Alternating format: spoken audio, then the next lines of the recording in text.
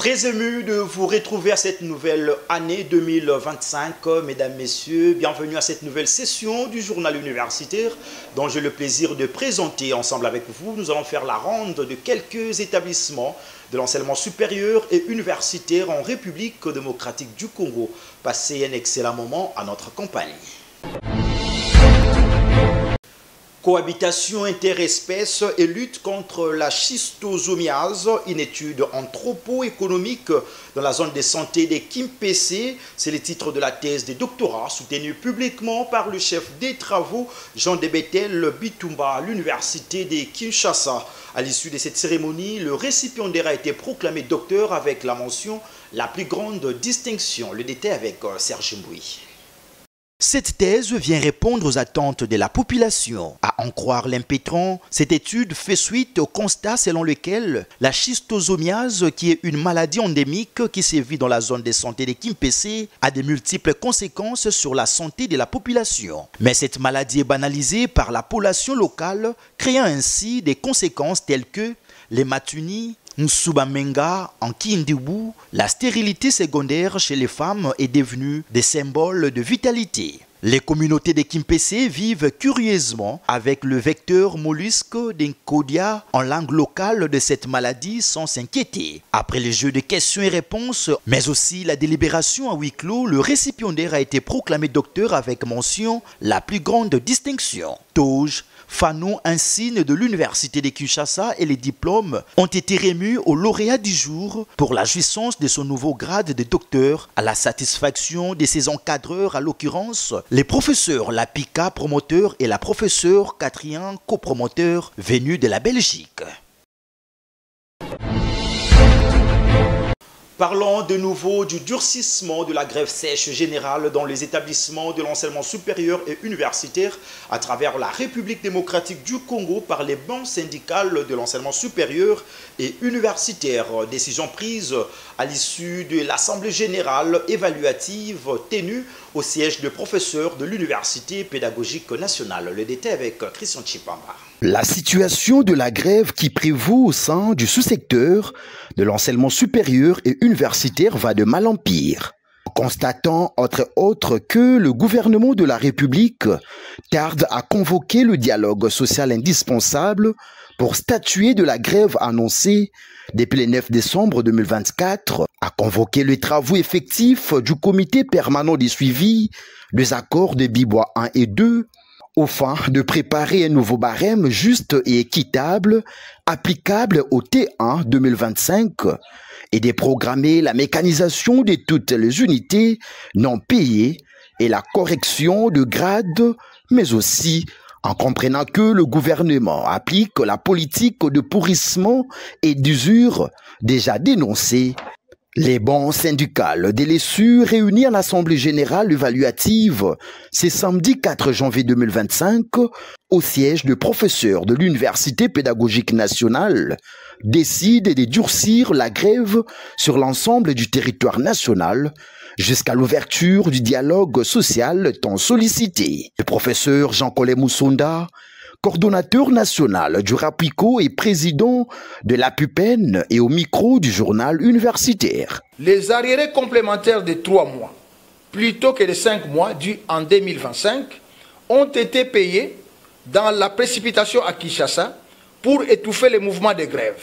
Par contre, en province, cela oscille entre 0 et 2 mois.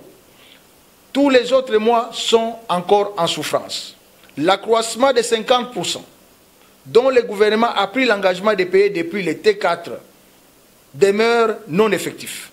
D'où les 3 mois du T4 constituent encore des arriérés devant être payés. Eu égard à la gravité de la situation, le banc syndical de l'ESU décide de durcir la grève sur l'ensemble du territoire national jusqu'à l'ouverture du dialogue social tant sollicité. À cet effet, les personnels de l'ESU, corps académique, scientifique et personnel administratif, technique et ouvrier, est tenu à respecter, à faire respecter à la rigueur, au quotidien, le présent mot d'ordre. Seule la lutte libère. Unis, nous sommes forts. fait à Kinshasa le 4 janvier 2025. Les collectifs des présidents, le RAPICO, les SINACAS, les collectifs des ACES, les SYNCAS et l'intersyndicale. Je vous remercie. Plus grande distinction, c'est la mention obtenue par le chef des travaux Nestor Ilunga Kasongo à l'issue de la soutenance publique de sa thèse de doctorat à l'université protestante au Congo. Thèse intitulée « Église et la pauvrophobie dans la ville-province de Kinshasa, défi missiologique ». C'était le jeudi dernier en présence de Valongoulou et Nene Wambenga qui ont représenté notre rédaction.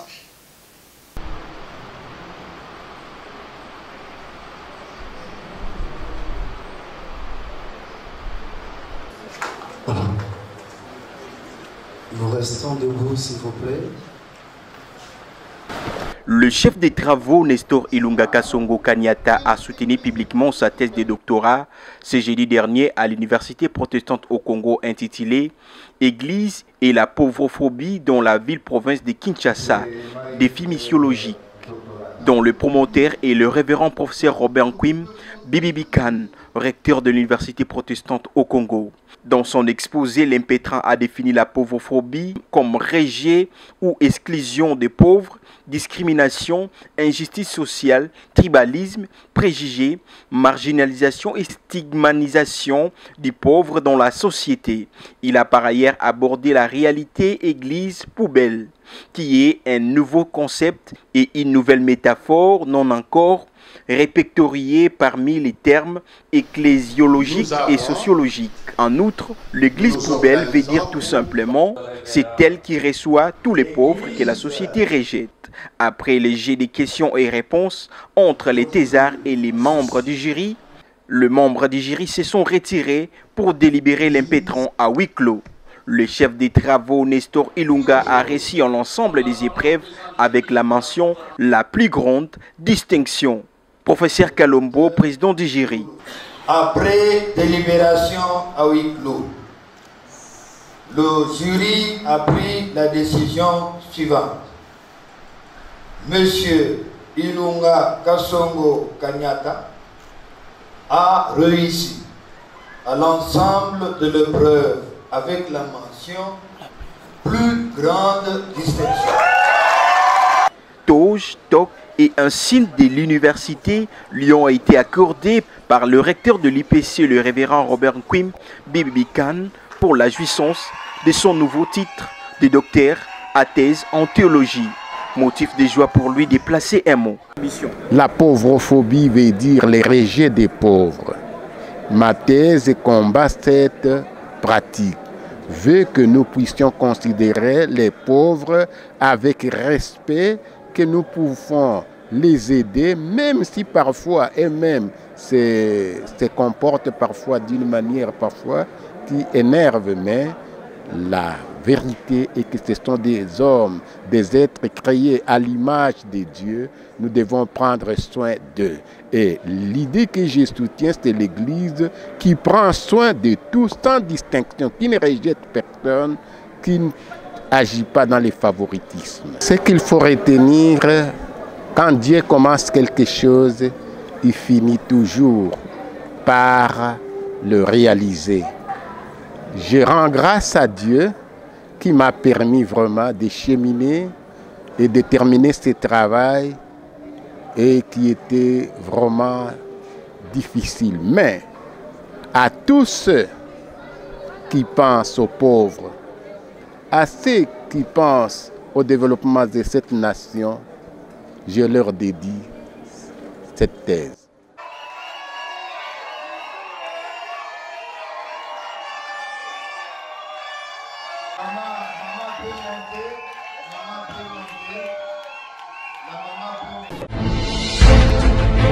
La Haute École de commerce de Kinshasa a organisé le mercredi dernier le deuxième tour du concours d'admission des nouveaux candidats inscrits pour l'année académique 2024-2025. Magloire Landou et Blaise Boucha étaient présents pour le compte de notre rédaction.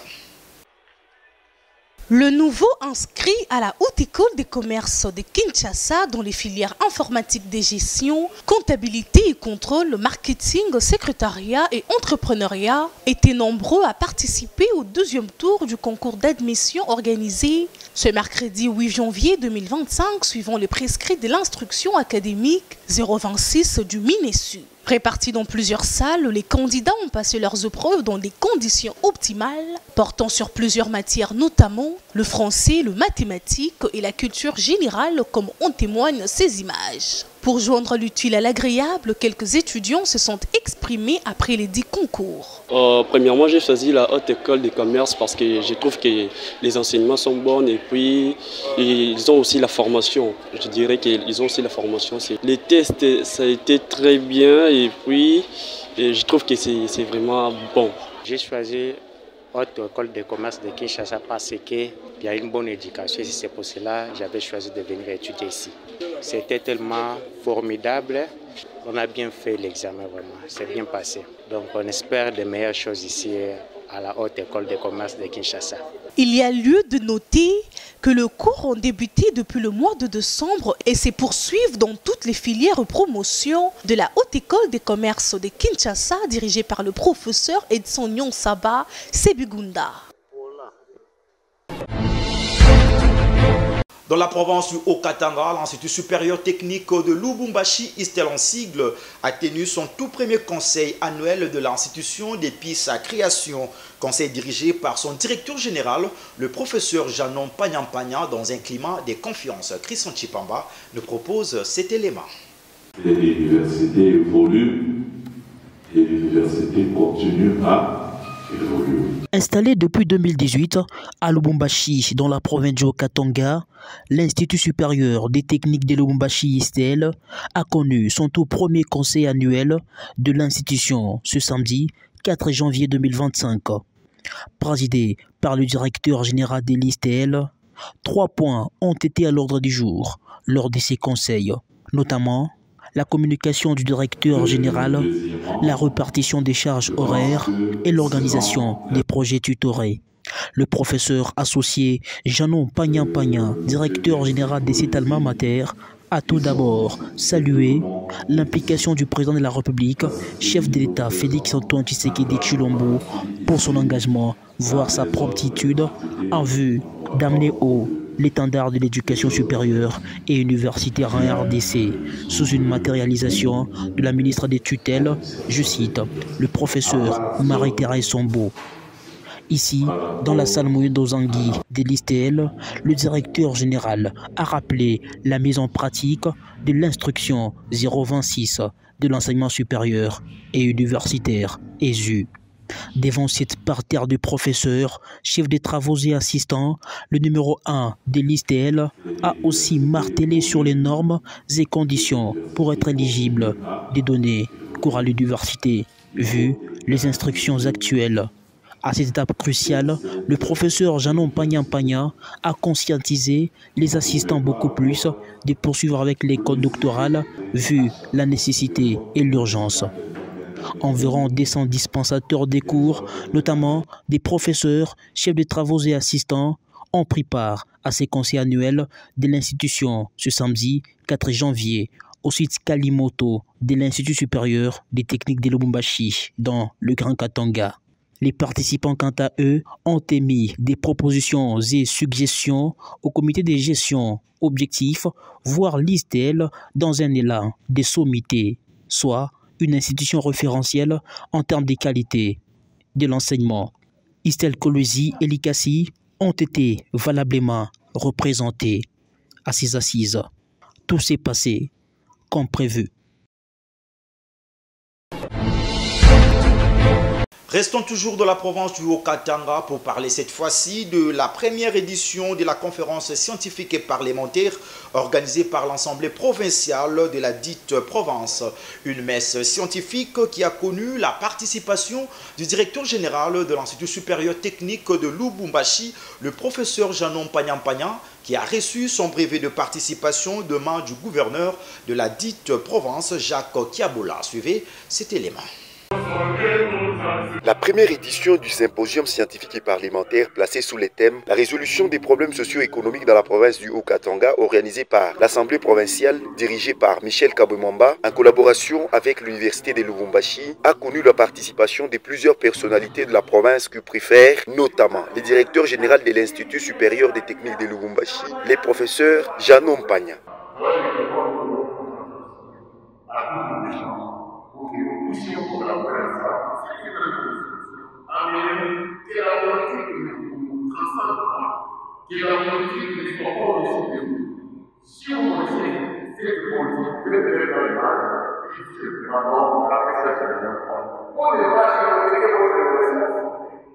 En sa qualité de scientifique engagé, le professeur Janou Mpanya a suivi avec attention le déroulement de ces assises des portées scientifiques qui visent à trouver les outils nécessaires pour solutionner les problèmes qui gangrènent la province du Haut-Katanga.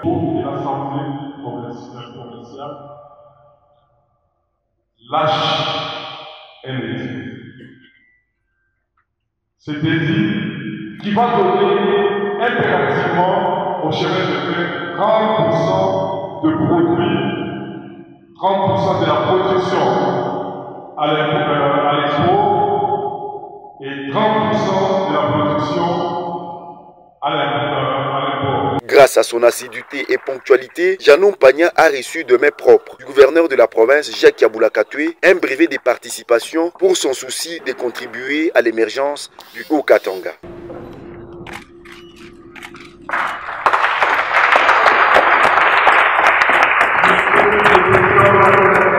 Ces rendez-vous scientifiques et parlementaires est une première expérience pour la province du Haut-Katanga. Retournons à Kinshasa, où l'Institut supérieur pédagogique de la Gombe, que dirige la professeure Gertrude Ekombe, poursuit avec les inscriptions de nouveaux candidats dans les différentes filières qu'il organise pour cette année académique.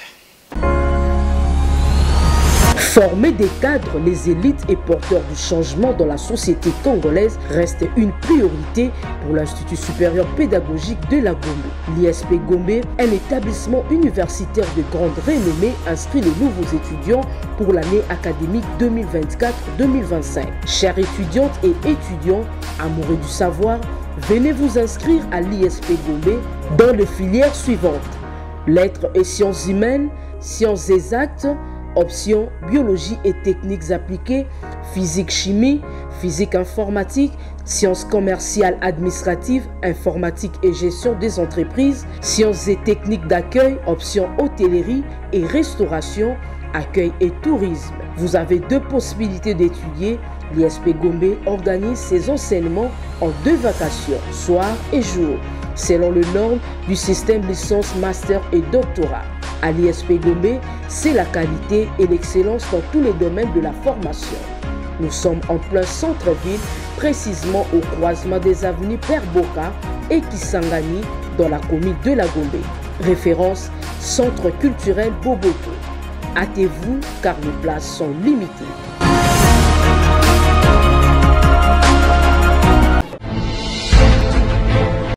Avant de nous quitter, suivez à présent l'intervention du professeur Casimir Ngumbi, secrétaire général à la recherche de l'université de Kindu, sur son passage à Kinshasa et les initiatives encourageantes entreprises dans son secteur depuis l'avènement du nouveau comité de gestion à la tête de cet établissement.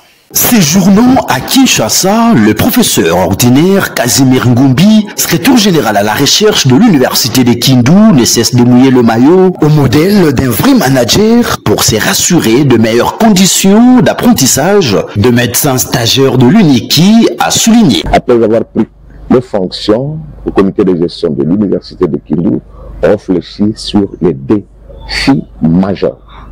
Et en ce qui concerne mon secteur, c'était notamment à la préparation de la relève. Vous savez qu'à l'université de Kindu, le gros de dépenses engagées, c'est le paiement des honoraires de professeurs visiteurs. Et deuxième défi, c'est la poursuite de la construction de la clinique universitaire de Kindu. Et étant donné que la poursuite des travaux de construction coûte énormément cher, nous avons estimé nous attaquer à ce premier défi qui est la préparation de la relève pour que l'université de Kindu, petit à petit, respire, pense à d'autres priorités, mais en même temps vise son autonomisation. Le 2-3 mois qui suivaient, nous avons signé un partenariat avec l'université de Kisangani pour la formation au 3e cycle de nos chercheurs, ce qui a été fait. Et toute l'année passée, les apprenants ont terminé à 85% les séminaires courts.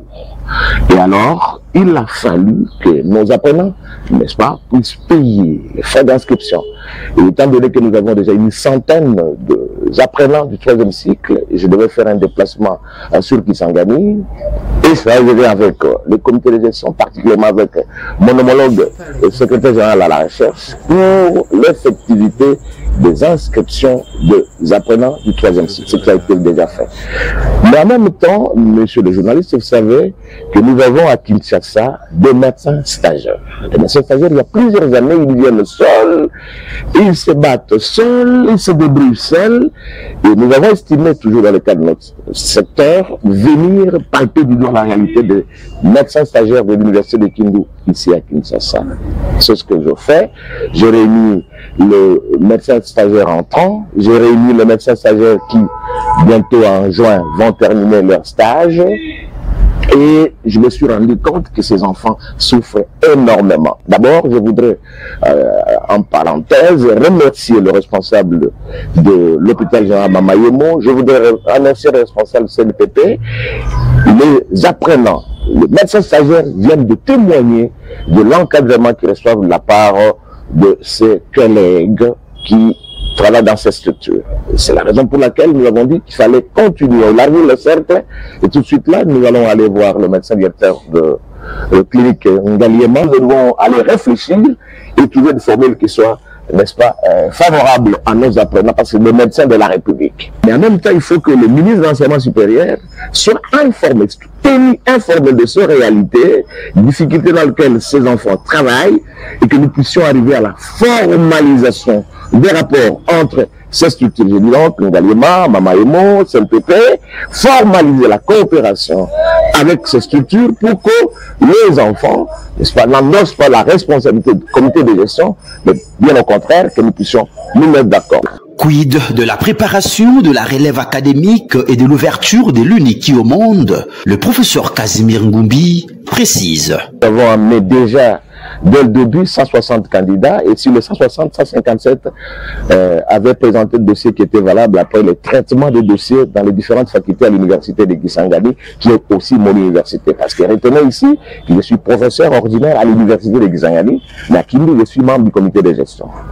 Et sur les 157, 104 apprenants, ils venaient de payer leur inscription. Alors, le mois prochain, déjà, les staff séminaires, donc les séminaires méthodologiques vont commencer à 3 temps, comme on le sait bien, d'après les instructions de notre hiérarchie, la présentation du sujet, les séminaires relatifs à la méthodologie, et enfin les résultats. Alors nous voulons donc que toute l'année ici, les apprenants se mettent au travail, et d'ici la fin de cette année académique, nous espérons une cinquantaine, une soixantaine, pourquoi une cinquantaine d'étudiants, d'apprenants qui défendent leur mémoire d'études supérieures, et aussi permettre, dans les 3-4 années qui viennent, pourquoi pas, de permettre à l'université de Kindu d'avoir une centaine de profs, et d'être autonome, de baisser largement les frais de paiement de frais honoraires pour que, n'est-ce pas, les choses aillent de l'avant et que le ministère, n'est-ce pas, se sente, n'est-ce pas, honoré.